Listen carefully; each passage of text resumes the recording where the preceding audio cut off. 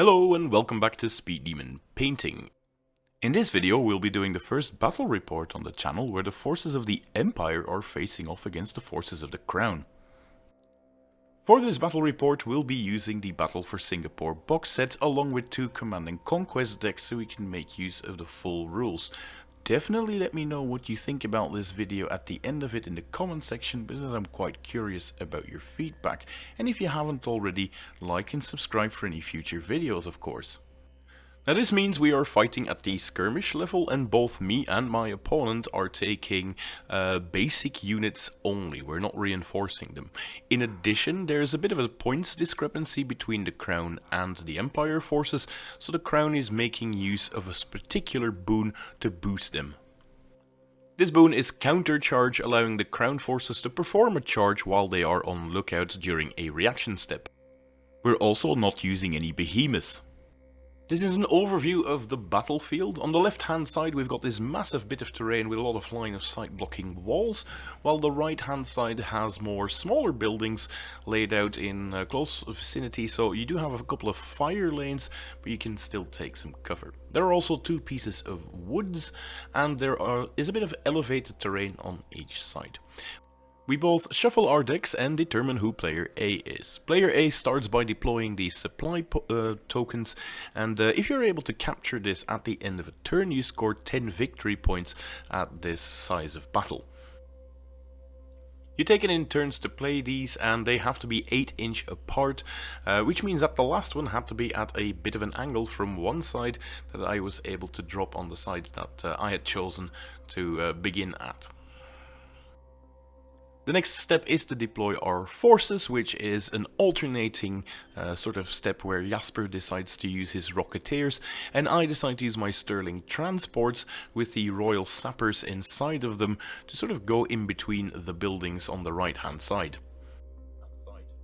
As a response, the close quarters automata are deployed in support of those Rocketeers, and he's going to be able to send them down that line, while I put some fire support in the center with the heavy dragoons to sort of have a commanding position of fire. Similarly, Jasper deploys his Sanlei anti-tank artillery in the forest, where they can have a good point of view and are deployed in front of the most open terrain. As a response, I drop my Mordreds on top of this cliff, where they have such a highly elevated position that they can ignore most of the walls that are in the center. Jasper then decides to use his indirect firing mortars on behind that building, so they have a bit of cover while I deploy my tanks in the center. His jet bikes go on one flank, hoping to use their speed to circle around me, while I drop my Drake artillery sort of in response to this. Seeing that most of my armor is now in the center, Jasper decides to use his Tianlong automata down there to make sure that they can wreck them. To protect my artillery, I place my own Rocketeer troops right in front of them, and Jasper in response places his Jezzail teams, the dreaded Jezzails, in direct position across my artillery. As a response, I put down my commander unit along with the tanks so they can move in tandem, while Jasper deploys his commander unit more on the center. That means that he's got a lot of infantry by now on that one flank, so I'm sending in my cavalry to hopefully counter that one. One of my final units to be deployed are the sharp rifles that I can still use a vanguard move on, and Jasper decides to use his flame team on the side so they can move into that big wall covered encampment, and decides to use his tanks in direct opposition of my Galahads. So yeah, this is basically what we end up with for our battle lines. Now before the first units start activating, there are some vanguard rules units to move.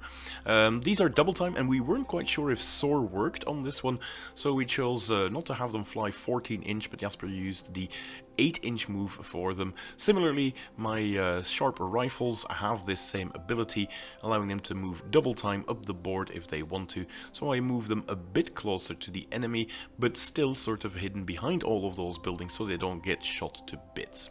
Both players then draw their cards, which can either be used as temporary power-ups, referred to as commands, or as victory score conditions. The Empire's opening move is moving the Tanchi behind the line of sight blocking terrain and firing at the Galahads. They can do so without line of sight because they fire indirectly, but that does mean it is a weakened attack because it always comes with negative combat ratings. Shooting at heavy targets means the Tanchi only get 3 dice, and unfortunately for Jasper he doesn't manage to get any heroic strikes, which doesn't allow him to roll additional dice. And because it's a weakened attack, he's not allowed to reroll that miss. Galahads have defense 4, so 2 hits is not enough to do any damage.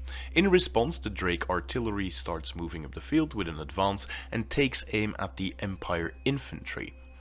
These are of course light targets, so the Drakes get 4 dice in their attack.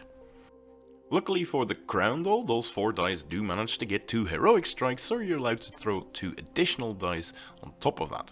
It is a neutral attack though, which normally allows you to reroll glancing hits, but I only got misses in this one, meaning that I scored 5 hits, enough to cause casualties, and once you take at least 1 casualty, you have to take a discipline check. You draw a card and hopefully you get one that is below your discipline value, but with a card of 1 they manage just fine. In response, Jasper uses his Sanley artillery to take aim at my Galahads. They get a massive 6 dice when shooting at ranged heavy targets, and he does manage to score 2 heroic strikes. He also stood still, which means he has a positive combat rating, allowing him to reroll the misses as well, and this scores even more heroic strikes, but these do not generate additional dice at this stage. That means he has scored a grand total of 11 hits, just 1 hit shy of being able to do 3 points of damage because Galahads have armor 4 in the front, meaning he inflicts 2 damage in total. I respond to this by moving my heavy dragoons up to the center and decide to put them on lookout. Now as a final thing, you can actually twist them a bit and make sure that they have 1 objective in their sights, meaning if my opponent moves any troops on there, I get to do a bit of opportunity fire. The flamethrowers are extremely short range, so there's not much for them to do yet, they just do a double time maneuver to the center. I activate my Rocketeers in response and actually put a bit of pressure on this objective by dropping them in with a soar maneuver and getting them on the objective. If I still hold that at the end of the turn, that one is secured for the crown. Next up, the Rocketeers shoot at my Sterling Armoured transports, and because they didn't maneuver, they get an aim bonus for a positive combat rating. With 4 dice baseline and an heroic strike, that means that Jasper managed to score a grand total of 6 hits. Sterling Armor Transports have defense 3 in the front, meaning they took 2 points of damage. I wasn't going to let them linger there for too long, so I decided to move them above the board before they get destroyed.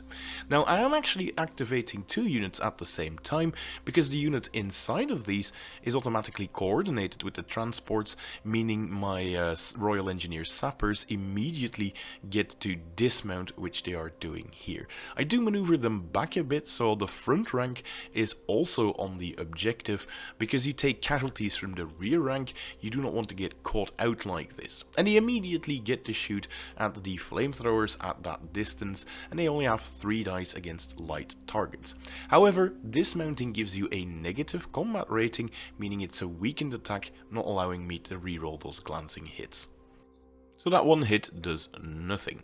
Next up are the Fangoon median tanks, which move up the board and just advance, so they still get to fire. They have a massive range, allowing them to reach out to the Galahads, and they actually have a pretty decent 5 dice against heavy targets.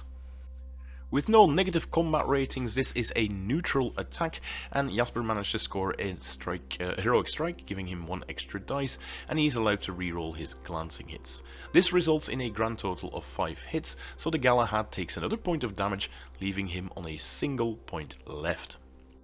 Next up, the Crown Sharp Rifles are activated, and I decide to take aim at the exposed models from the jump infantry of the Empire.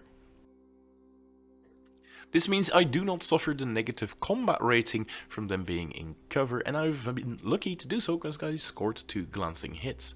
I also scored 2 heroic strikes, however, resulting in a grand total of 3 glancing hits, and with an extremely good roll, I managed to score 8 hits. This is where choosing to shoot at the exposed models sort of bit me in the butt, because I can only see 2 exposed models, meaning I would have been able to kill the whole unit with that roll, but I only target and kill 2 of them. They failed their discipline in addition to this, so when doing so against these snipers, you end up both disordered and suppressed. Because the jump infantry got so mangled by the sharp rifles, Jasper decides to use his jet bikes to move up and capture the objective, because that still means they are in the kill zone for the opportunity fire of the dragoons that I had put on lookout earlier. Now, opportunity fire coupled with shooting through my tank unit means that this is a weakened attack. I managed to score a heroic strike luckily, but it being a weakened attack means that I'm not allowed to reroll anything. 2 hits does kill a single jet bike base, and normally opportunity fire doesn't mean that you have to take a discipline test, but we mistakenly did so. Luckily it passed and it had no effect on the gameplay whatsoever. I also decide to move up to the 4th objective with my infantry, but because that one is at least 8 inches from the deployment zone, they are just out of reach for me. As a response, Jasper decides to march up with a double time his automata to the center to put a bit of melee pressure on those, and I move my cavalry up and put them on lookout as well, hoping to make good use of the boon I had selected during the army building stage. When these jump infantry have to activate, they first have to rally, and they manage to actually do that. So they just use their soar in a double time to move close to my infantry. They release these toxic gases, which immediately puts a disorder on my Royal Engineers sapper as well, because anything within 2 inches is affected by that aura. Next up, my center sees the activation of the Galahads. The first one moves up to its maximum movement speed, and the other one, the officer, lines up behind them, meaning both of them have line of sight towards the Fangoon, so there is a bit of a tank battle going on in that center. I get a massive 6 dice with these attacks, and it is a neutral attack, and I score a heroic strike as well. I throw my extra dice, and I'm allowed to reroll those 2 extra glancing hits, but they do not result in anything extra. This means I've scored 6 hits, which means that I do 2 points of damage to one of these Fangoon tanks, which is not enough to really kill them. Luckily, I decided to move back my Royal Engineers earlier, meaning that they are just out of charge range for these automata, so Jasper moves them up the board in a double time to put a bit of extra pressure on my Galahad tanks. My Mordreds then took aim at these Sunlay, which are in cover, which means I get a combat bonus because I stood still, but they are in cover, so it remains a neutral attack. It is a pretty abysmal roll, however, and re-rolling that 1 glancing hit didn't really net me anything extra. I'm desperately trying to fix this situation by using a command allowing me to re-roll blanks, but my command card was only a 4, and it got disrupted by my opponent playing a card of 10. That means the abysmal roll stayed pretty abysmal, and as you can see, the reroll didn't really help the situation. Luckily, Mordreds are the star of the show for the crown so far, and thanks to their devastating keyword, 3 hits is enough to destroy a Sunlay, and to rub some salt in the wound, they also failed their discipline check, making them suppressed. Don't worry, if you play Empire, they have a star unit as well, these Jezzails. They only get 3 dice, but 1 point of damage is enough to destroy a vehicle thanks to the penetrating keyword. And seeing how they stood still to take aim, they get to reroll the misses, resulting in the 3 hits needed to destroy one of the Mordreds. They luckily do pass their discipline test, so they're fine for the next activation. The only unit left for Jasper to move is his Green Banner command group, so he double times them up the board because with their 6-inch carbines you really do have to rush them forwards before they get to fire. During the end phase we check who controls each objective, and so far the Crown managed to secure 2 of these supply points, and the Empire has only managed to secure 1. We both, however, scored a conquest card during the game, so it stands at 21 versus 11 at this stage. We bid to see who gets the initiative in the next round, and the Empire gets it, meaning they want to repeat immediately what they did at the very end, so the Jezzails take aim at the Mordreds again. 3 hits enough to kill them, so yep, there it goes. This is just rubbing salt in the wound because those 5 hits were plenty enough already. To add insult to injury, Jasper also managed to score 2 conquest cards by annihilating a heavy target to claw back a bit of the victory points which he is so far behind in. As a response though, my engineers charge at his Tianlong automata and they do a lot of damage thanks to the wrecking keyword. They are also making a flanking attack, so they get to reroll pretty much anything but blanks, leaving them with a grand total of 7 hits. Now normally this would only destroy one of these automata, but we unfortunately looked at the wrong stat here, so we thought 3 of them were eliminated. Luckily it doesn't affect the battle too much because, spoiler alert, my final strike against these dogs really hit the hammer home, but it does mean that Jasper gets to make an attack back and manages to eliminate 2 of my Scottish Royal Guard, meaning they would have lost the combat and they would have been the ones that had to retreat 3 inch here rather than this automata. Next up, the Empire uses their Tanshi lobbers again to attack that final Galahad, but as a response, my rocket engineers who went on lookout in the last activation tried to use a special command to countercharge. I play a 7 and Jasper didn't manage to counter it this time, so before they get to shoot, these Rocketeers managed to move in using their ground movement of 8 inch and do a strike on these chariots, I should say, before they get to shoot. The Rocketeers have the shock rule, giving them extra dice when they hit light targets in melee, but because again we got a bit of the stats wrong here, I thought I had done more damage, meaning 2, while I should have only killed 1 of them. Luckily, again, this didn't affect gameplay too much. We also mistakenly made a discipline test for the losing Tanshi chariots, while they shouldn't have to because this was the counter charge. After disengaging 3 inch from the Rocketeers and mistakenly receiving this suppressed status, they resumed firing at the Galahads indirectly. Indirectly always means that you get a weakened attack, so being suppressed didn't actually affect this. Now you do have to be a touch lucky to be able to score 4 hits with only 3 dice on an armored target, but seeing how the Galahad only needs 1 more wound to be destroyed, Jasper was emboldened to try it, and he was rewarded for trying so because he scored 2 heroic strikes. This clearly shook the Galahad crew because they promptly failed their discipline check as well, leaving them suppressed. In response, the 2 remaining Sterling armored transports, having dropped off their payload, decide to use their machine guns on the surviving jump troops, but they completely whiffed their attack. Next up we have the Fangoon medium battle tanks engaging the Galahads, but they do shuffle around a bit so they do not disturb the automata too much in their charge lane, and they take aim at the Galahads for an epic tank battle in the center. Now every wargamer knows that Lady Luck can be quite cruel sometimes, and this is a prime example of when she is. There's not a lot you can do for blank results except for a command card, and Jasper didn't have that one, and the one reroll he was allowed for his empowered attack didn't really yield anything else, so he also completely whiffs his attack on this one. Now what should have been an epic tank fight turned out to be a complete farce when the Galahad returned fire because, well, he failed his discipline test and managed to make an equally atrocious roll, meaning nothing much had happened down the center.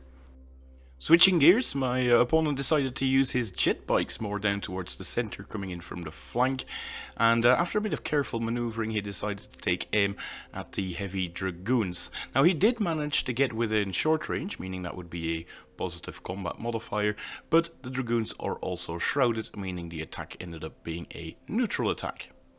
The steam bikes get to roll 5 dice, and because it is a neutral attack and the extra dice that they get from the heroic strike, they were allowed to reroll 2 of them, but that didn't really result in anything more. They ended up with 4 attacks which killed one of the dragoons, but they did pass their discipline check. So the dragoons were the next one to activate, and they decided to move further up the board, engaging the Tonchi Lion automata.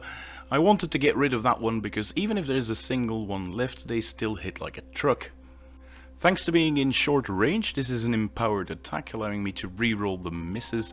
I did get a heroic strike, but unfortunately, even with the rerolls, it still resulted only in 2 hits, causing only a single wound on the automata. My plan had failed. Next up, the Empire Rocketeers decided to fire at the Drake field guns, which had not activated yet, and because he was using indirect fire, it was a weakened attack. 2 hits is enough to kill one of the field guns though, and that prompted a discipline check, which I then failed. I really didn't want that to happen though, and I sort of got the Lionhearted rule wrong, because I overwrit it with a 2, but that's something you have to do. Jasper was a good sport about it, so he didn't mind it, so to reward him, I charged him in the flank with my cavalry. Such is war. Heavy units are not the ideal target for the cavalry, but they got extremely lucky with their dice rolls and their heroic strikes, causing a grand total of 8 hits on them, causing the removal of 2 bases of the automata. The return strike from the automata wasn't exactly spectacular, resulting only in the removal of a single base of the horses, so the automata lost the combat. Luckily though, being automata, they do not have to suffer discipline tests, but they are pushed back at the end of the combat by moving them 3 inches away directly from the threat. In response, the Empire moved up the Tonchi Lion Automata to tackle the Royal Engineers Sappers. Not their ideal target, however, the Empire was a bit on the back foot in terms of victory points, so they had to start destroying units to score them. 4 hits would have been enough to destroy these infantry units completely, but luck clearly favoured the Crown because Jasper completely missed his roll. Also, this was just a weakened attack because there were other Crown units nearby being threatening towards the Tonchi Lion Automata. And to make matters even worse for the Empire, the resulting strike from the Royal Engineers Sappers absolutely obliterated the last automata. Remember how I said our earlier mistake didn't make much of a difference? That attack would have absolutely annihilated them. To make matters worse for the Empire, still the Rocketeers were able to activate their jump packs and make it into the Jezzail fire team. Now the Jezzails have a rule called static. If they lose a combat, they are automatically annihilated. And with shock infantry such as the Rocketeers with their 8 dice going up against the measly 2 dice from the Jezzails, that's about as lopsided a fight as you can get.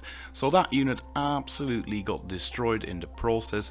There wasn't even a need to really fail the discipline check at the end, they would just be destroyed. This very much showcases the rock paper scissors element of this game.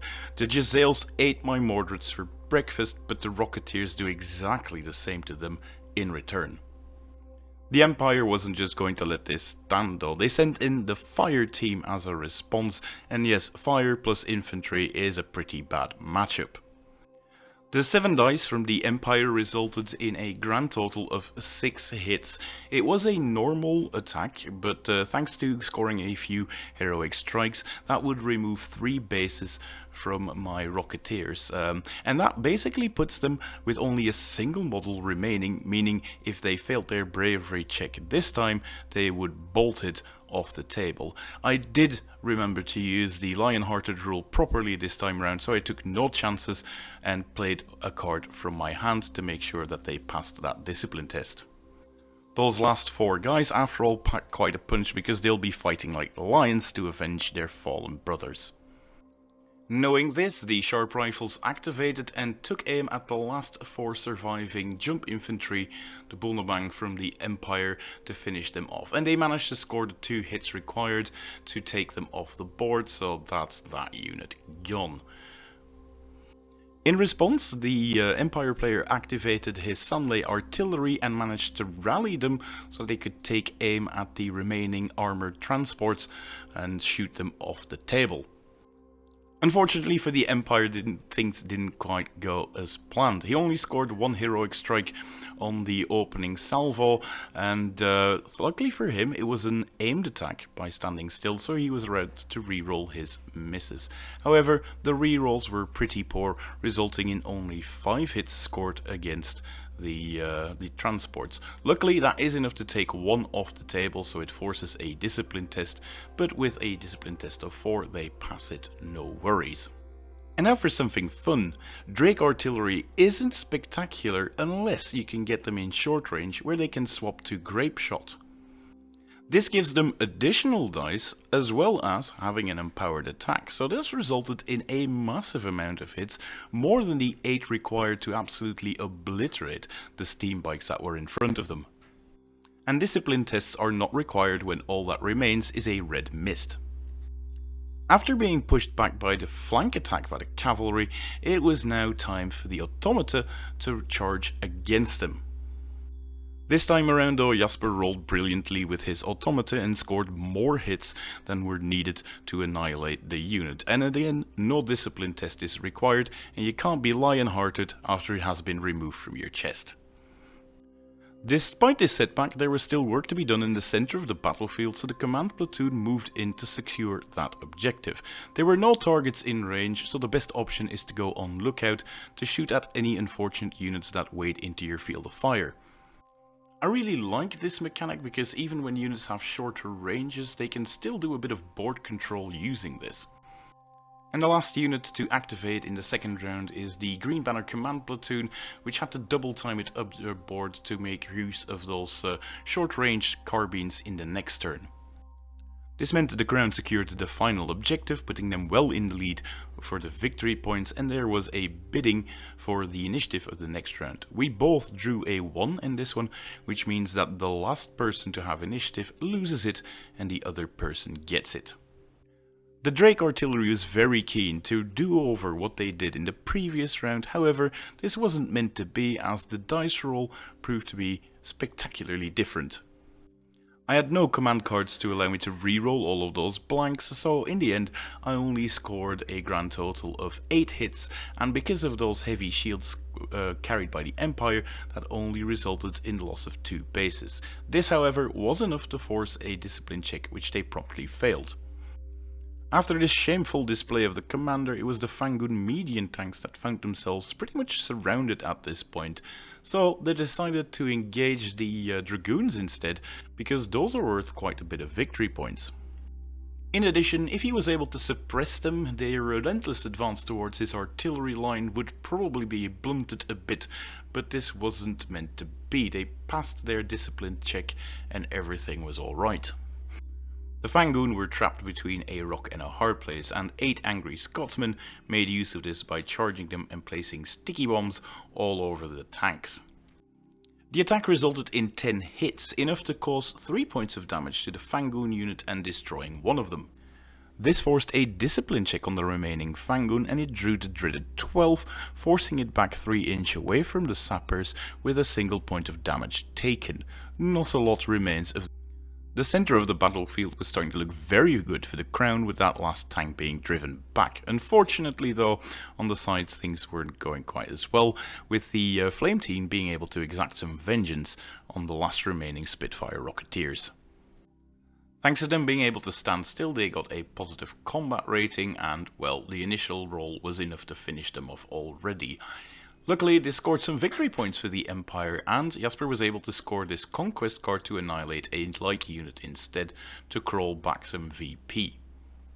Back to the center, the Galahad snaked in between the infantry units to advance towards the Fangoon tanks, hoping to finish that one off. Doing a point-blank attack like this means that it is an enhanced attack, meaning that you get to re-roll everything. With 4 hits though, it manages to score that last wound on the tank and finish that unit off.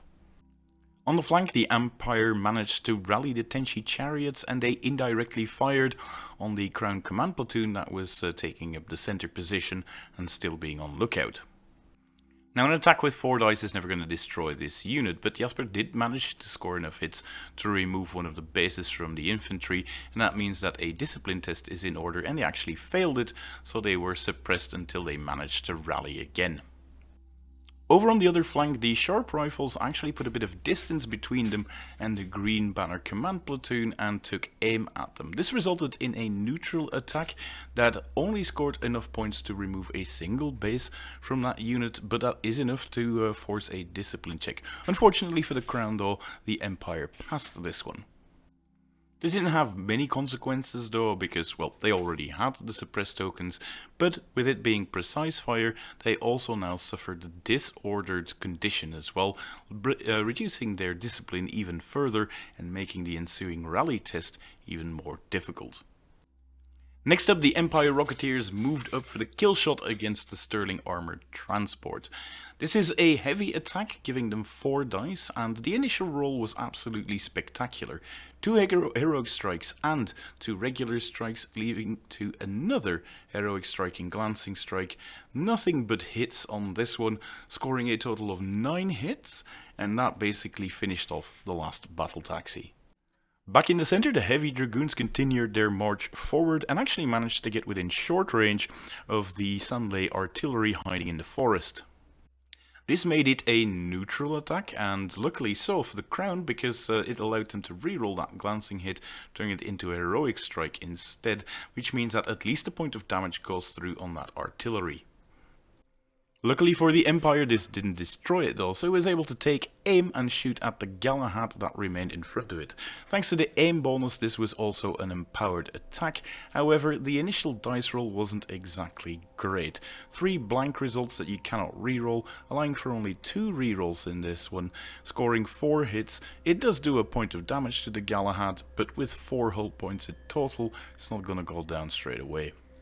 Continuing in the center, the Crown Rifle Command Platoon managed to actually rally and moved up in cover behind the Galahad, putting themselves on lookout again to shoot at any targets that wade into their field of fire.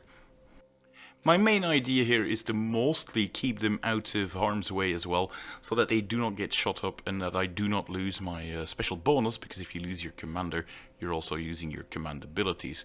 This might have been needed because over on the flank, the terracotta automata came swooping in, and yeah, this was posing to be a problem because I didn't have that much anti-tank capabilities left on that flank.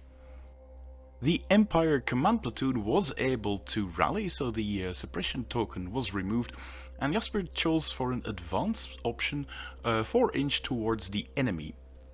Unfortunately for him though, the short-range carbines hindered him again, because he was unable to reach the Drake artillery. Technically he could still turn around and shoot towards the Royal Engineer sappers, however that would expose his more vulnerable flank to the grape shot, and he had learned not to underestimate them again during this battle. The reason why became very apparent during the bid for the initiative. Jasper only had a maximum card of 8 in his hand and he didn't want to risk it. Good choice, because I trumped it with a 9, giving me the first activation of the most obvious choice for me to activate first was of course the Drake Field Artillery, using their grape shot again to shoot at the Empire Command unit. However, the dice roll didn't quite go as planned and I only managed to score 3 hits, which resulted in a discipline test for the Empire. Luckily for the Crown though, they did fail it. Next up were the Tinchy Chariots, and they did sort of have to move behind their own flame teams to try and avoid the opportunity fire from the Crown Rifle Command Platoon that was still on lookout from the previous turn.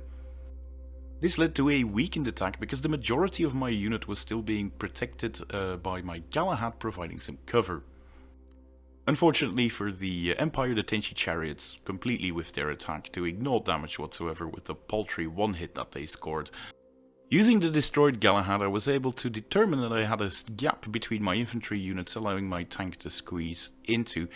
As tempting as it may have been to shoot at the exposed flank of the command infantry, I was getting pretty low on anti-tank firepower by now, so I had to shoot at the automata instead. With it being a short-range attack and therefore an empowered attack, the dice roll did go quite well, and I managed to score 7 hits in the end. Unfortunately, 1 hit shy of obliterating the automata, leaving 1 base left with 1 point of damage, and unfortunately being automata, they do not care about casualties, they just keep going. My opponent then chose to shoot at the Drake Field Artillery again, with the Rocketeers doing an indirect attack. Unfortunately for him though, he only scored a single hit, and with it being an indirect attack, he's not allowed to reroll anything. This meant the Dragoons were free to advance further onto the Sanley artillery piece, because they only needed to do 1 point of damage to finish that one off. All I had to really do was not whiff the attack, and at the end of it I had the 4 hits I needed to destroy this nasty piece of equipment, so that unit was also done and dusted. Back in the center, the Green Banner Command Platoon managed to rally and get their wits about them, which meant that they were free to make their 2 actions this turn. This time around Jasper felt a bit more confident because there was some support from that remaining automata unit, so he has exposed his flank towards the Drake Field Artillery and moved within close range of the Royal Engineers sappers to engage them in point blank shooting. 4 hits was all that was required to finish this unit off, and thanks to a few rerolls Jasper managed to do just fine, scoring the 6 hits, more than enough overkill to finish off the Royal Engineers sappers. Next up were the Anzacs moving into a position to get a clean shot towards the Rocketeers all over at the other side of the table. Having 32-inch range on their rifles feels borderline criminal, but what else can you expect from the penal colonies, eh? Jokes aside though, they completely whiffed their attack, doing no damage whatsoever. In return, the automata charged into the Drake Field Artillery, and if you're expecting a massacre, check this out. Thanks to the shock rule, they're getting enough dice to just finish the job on the initial throw. Technically, he's able to re-roll this one, but it doesn't really matter. The unit has been wiped out as it is. This means that they are taken off the board, of course, but it does mean that the Crown Rifle platoon is now able to activate, and with a bit of maneuvering they are able to move up into the exposed flank of the Empire forces, where they do not get to use their big shields to protect them, meaning 2 hits is enough to cause a point of damage. This also makes it an empowered attack. They get 5 dice against light targets, and this is a spectacularly good roll, because I only get 1 result and I have to re-roll again, scoring a grand total of 7 hits, meaning that I've taken off 3 of the 4 remaining bases. That means the one that remains has to pass this one, which it does, otherwise it goes below its break limit. Next up, the Flame Team is Activator, and before it does, it receives a special command to make it move a bit faster, giving it additional speed. However, my interference is successful because Jasper only played a 2, while I countered it with a 5 card. This means that the team has to double tap now, doing a double move, which means it cannot fire anymore towards these Dragoons. That was the end of the battle round, which means we are now moving into the 5th and final round, and Jasper manages to win the initiative on this one thanks to his 6 opposed to my 4. This means that the fire team is able to move into close firing position against the Dragoons and unleash hell with 7 dice.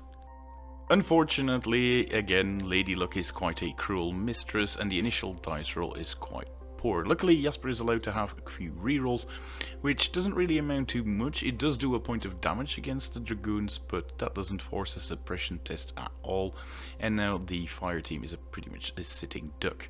That means my command platoon is able to engage his command platoon, and being shooting in the sides, 2 hits were enough, and I managed to score 4, finishing off the commander. Next up were the Tenchi Chariots. They're moving in to do a bit more damage against the Crown Command, hoping for a miracle, but unfortunately, yet again, a complete whiff by the Tenchi Chariots.